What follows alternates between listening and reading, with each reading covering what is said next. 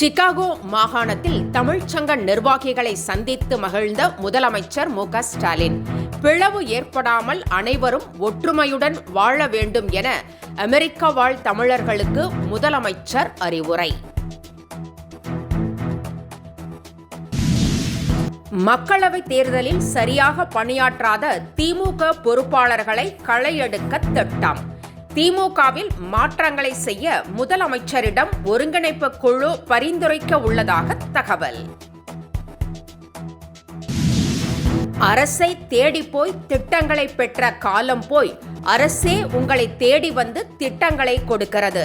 மதுரையில் நடைபெற்ற நலத்திட்ட உதவிகள் வழங்கும் விழாவில் அமைச்சர் உதயநிதி பேச்சு.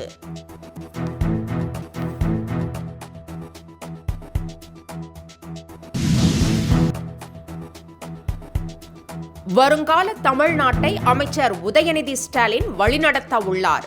மதுரையில் நலத்திட்ட உதவிகள் வழங்கும் விழாவில் அமைச்சர் மூர்த்தி பேச்சு.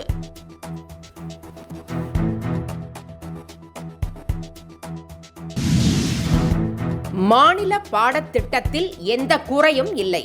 நாட்டிலேயே தரமான கல்வி வழங்கும் மாநிலமாக தமிழகம் திகழ்கிறது. மாநில பாடத்திட்டத்தில் தரம் இல்லை என்ற ஆளுநர் ஆர்.என். ரவியின் பேச்சுக்கு உயர்கல்வித்துறை அமைச்சர் பொன்முடி பதிலடி.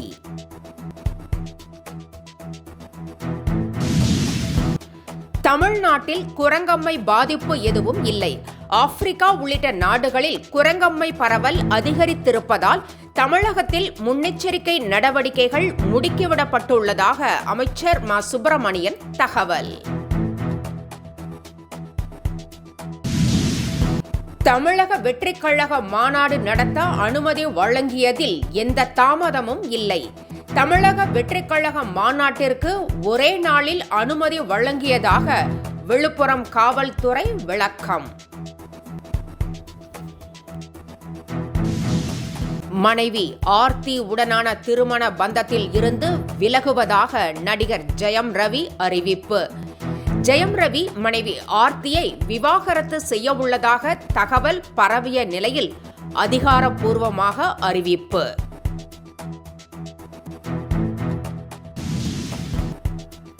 மணிப்பூர் தலைநகர் இம்பாலில் ஆயிரக்கணக்கான மாணவர்கள் போராட்டம்.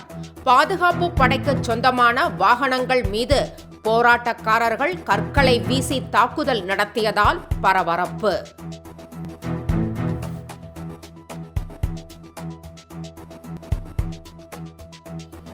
மீண்டும் மாலை 6 மணிக்கு ஆங்கில செய்திகளில் சந்திக்கலாம்.